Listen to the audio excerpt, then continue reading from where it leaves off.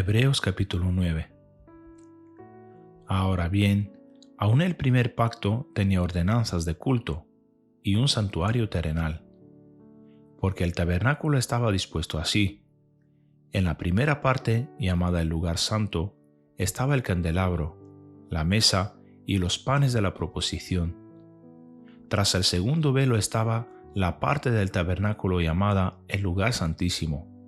el cual tenía un incensario de oro y el arca del pacto, cubierta de oro por todas partes, en la que estaba una urna de oro que contenía el maná, la vara de Aarón que reverdeció y las tablas del pacto. Y sobre ella los querubines de gloria que cubrían el propiciatorio, de las cuales cosas no se puede ahora hablar en detalle.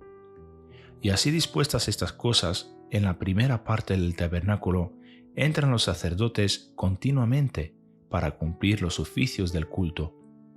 Pero en la segunda parte, solo el sumo sacerdote una vez al año, no sin sangre, la cual ofrece por sí mismo y por los pecados de ignorancia del pueblo, dando el Espíritu Santo a entender con esto que aún no se había manifestado el camino al lugar santísimo,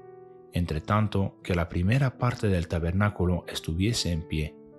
lo cual es símbolo para el tiempo presente, según el cual se presentan ofrendas y sacrificios que no pueden hacer perfecto en cuanto a la conciencia al que practica ese culto, ya que consiste solo en comidas y bebidas, de diversas abluciones y ordenanzas acerca de la carne, impuestas hasta que el tiempo de reformar las cosas. Pero estando ya presente Cristo, sumo sacerdote de los bienes venideros, por el más amplio y más perfecto tabernáculo, no hecho de manos, es decir, no de esta creación, y no por sangre de machos cabríos ni de becerros, sino por su propia sangre, entró una vez para siempre en el lugar santísimo, habiendo obtenido eterna salvación. Porque si la sangre de los toros y de los machos cabríos y las cenizas de la becerra, rociadas a los inmundos, santifican para la purificación de la carne, cuánto más la sangre de Cristo, el cual, mediante el Espíritu Eterno, se ofreció a sí mismo, sin manchas a Dios, limpiará vuestras conciencias de obras muertas para que sirváis al Dios vivo. Así que, por esto es mediador de un nuevo pacto, para que interviniendo muerte para la remisión de las transgresiones que había bajo el primer pacto, los llamados reciban la promesa de la herencia eterna. Porque donde hay testamento es necesario que intervenga muerte del testador, porque el testamento con la muerte se confirma, pues no es válido entre tanto que el testador vive, de donde ni aun el primer pacto fue instituido sin sangre, porque habiendo anunciado Moisés todos los mandamientos de la ley a todo el pueblo, tomó la sangre de los becerros y de los machos cabríos, con agua, lana escarlata e hisopo, y roció el mismo libro y también a todo el pueblo, diciendo: Esta es la sangre del pacto que Dios os ha mandado. Y además de esto, roció también con la sangre el tabernáculo y todos los vasos del ministerio. Y casi todo es purificado, según la ley, con sangre, y sin derramamiento de sangre no se hace remisión.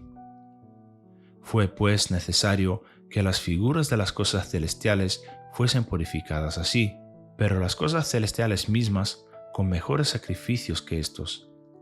Porque no entró Cristo en el santuario hecho de mano, figura del verdadero, sino en el cielo mismo, para presentarse ahora por nosotros ante Dios, y no para ofrecer muchas veces, como entra el sumo sacerdote en el lugar santísimo cada año con sangre ajena. De otra manera, le hubiera sido necesario padecer muchas veces desde el principio del mundo. Pero ahora, en la consumación de los siglos, se presentó una vez para siempre, por el sacrificio de sí mismo, para quitar de en medio el pecado. Y de la manera que está establecido para los hombres que mueran una sola vez, y después de esto el juicio, así también Cristo fue ofrecido una sola vez para llevar los pecados de muchos, y aparecerá por segunda vez, sin relación con el pecado, para salvar a los que le esperan.